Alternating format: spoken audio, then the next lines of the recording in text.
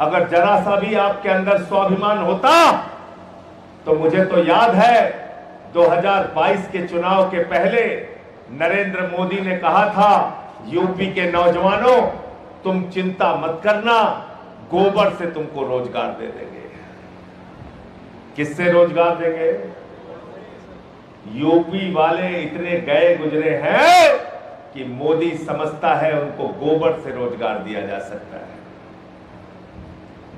तुमको गोबर से नौकरी का काबिल समझता है मोदी, समझ लो क्या इज्जत है तुम्हारी। लेकिन फिर भी आपको गुस्सा नहीं आता। मैंने तो बंसराज दुबे जी जो हमारे प्रवक्ता हैं उनसे भी कहा था, और अंजनी मिश्रा जी जो हमारे श्रम प्रकोष्ठ के अध्यक्ष हैं उनसे भी कहा था कि भाई एक बार गोबर का कंडा लेके चले जाओ भाजपाइयों के पास कि 4.5 साल हो गया, कम से कम गोबर से तो रोजगार दे दो, गोबर का रोजगार हम देखना चाहते हैं। फिर क्या बोले एक सभा में मोदी जी? 2019 में लोकसभा के चुनाव में प्रचार कर रहे थे, कहने लगे यूपी के लोगों चिंता मत करना, कोई तकलीफ है? बोले हां साहब, स्कूल गांव में बहुत खराब है। बोले अच्छा अच्छा। बोले और? बोले साहब अस्पताल बहुत खराब है, मोमबत्ती में ऑपरेशन होता है, डॉक्टर आता नहीं, दवा मिलती नहीं। बोले अच्छा अच्छा। बोले और? बोले गांव की सड़कें टूटी हुई है, पानी की टंकी बनती है, उद्घाटन से पहले टूट जाती है। बोले अच्छा अच्छा अच्छा। और क्या समस्या है तुम्हारी?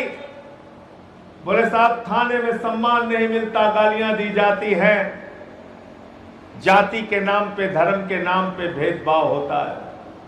कहने लगे सारी समस्याओं का समाधान हमारे पास है। क्या बोला 19 के चुनाव में मोदी जी ने? बोले स्कूल चाहिए, अस्पताल चाहिए, सड़क चाहिए, पानी चाहिए, बिजली चाहिए, सारी समस्याओं का समाधान हमारे पास है। यूपी की जनता ने पूछा क्या समाधान है मोदी जी? तो कहने लगे अगर गांव गांव में कब्रिस्तान है तो शमशान होना चाहिए कि नहीं होना चाहिए। जनता एक बार चुप रही, दूसरी बार फिर बोला होना चाहिए कि नहीं होना चाहिए, फिर जनता चुप रही, तीसरी बार फिर पूछा बताओ गांव गांव में शमशान होना चाहिए कि नहीं होना चाहिए। जनता डर के मारे कहने लगी होना चाहिए होना चाहिए होना चाहिए।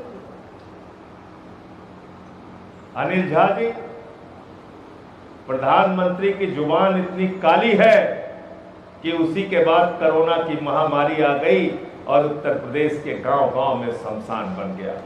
ऐसा आदमी चाहते हो देश का प्रधानमंत्री? ऐसा चाहते हो क्या?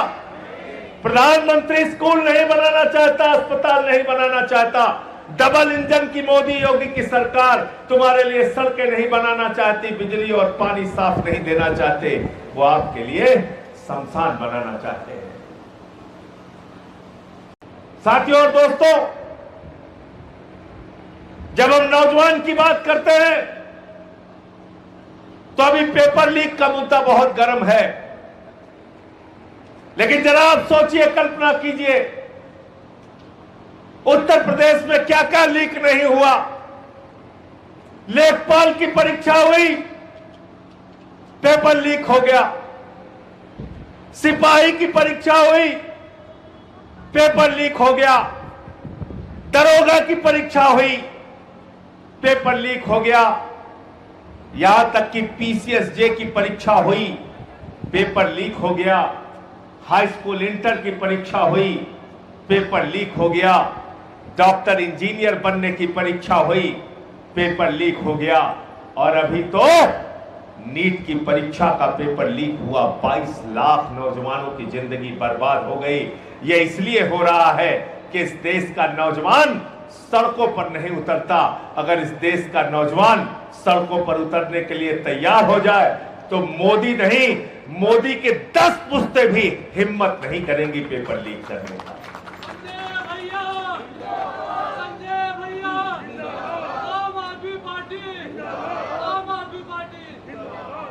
22 लाख में 2 लाख नौजवान अगर सड़कों पे आ जाए तो हिम्मत नहीं है मोदी सरकार की कि दोबारा पेपर लीक हो जाए।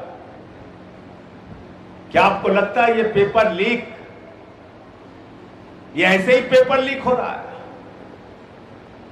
ये पेपर लीक ऐसे नहीं हो रहा है मेरे दोस्तों, ये paper leak Bharatiya Janata party की नेताओं के मिलीभगत के कारण हो रहा है। ये पेपर लीक भाजपाइयों के कारण हो रहा है। इसके सबसे बड़े दोषी ये लोग हैं।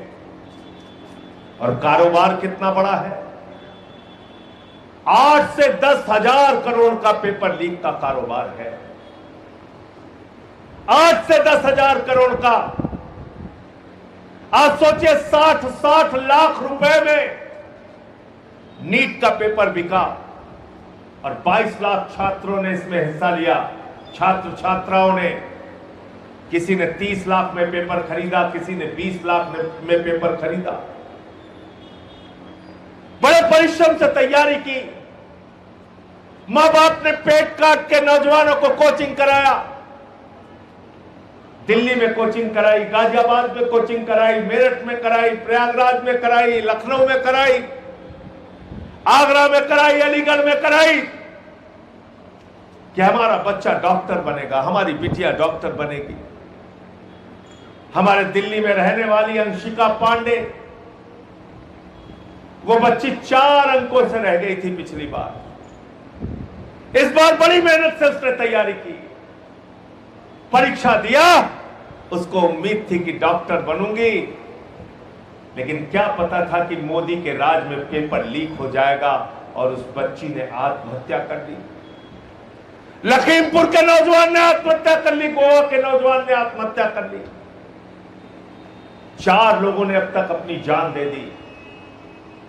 ये नीट के पेपर लीक के कारण जिन 4 लोगों ने अपनी जान दी है, ये आत्महत्या नहीं, नरेंद्र मोदी की सरकार के द्वारा की गई हत्या है, हत्या है और हत्या है। किसकी जवाबदेही है? कौन सुनता है आपकी बात? और क्यों नहीं सुनता? कभी आपने सोचा? मेरे दोस्तों, इसलिए नहीं सुनता क्योंकि मोदी को मालूम है, योगी को मालूम है, अभी तो नौजवान नीट के पेपर लीक से परेशान है, सिपाही दरोगा के पेपर लीक से परेशान है, हाई स्कूल इंटर के पेपर लीक से परेशान है। जैसे ही चुनाव आएगा, हिंदू मुसलमान का गेम खेला जाएगा और ये नौजवान हमारी तरफ आके लाइन में लग के वोट दे देगा। इसलिए नहीं डरते। जिस दिन आप अपने पेपर लीक के नाम पर बीजेपी की जमानत जब्त कराना शुरू कर दोगे, किसी माई के लाल में हिम्मत नहीं है पेपर लीक करा दे। लेकिन उनको मालूम है एक पुड़िया फेंकना है, सारा काम हो जाएगा। कौन सी पुड़िया?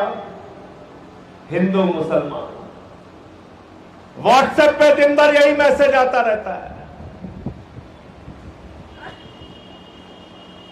सारा गोदी मीडिया इसीलिए यही चर्चा करता रहता है, हिंदू मुसलमान, हिंदू मुसलमान। आपके दिमाग के सोचने समझने की शक्ति खत्म कर दी गई नौजवानों।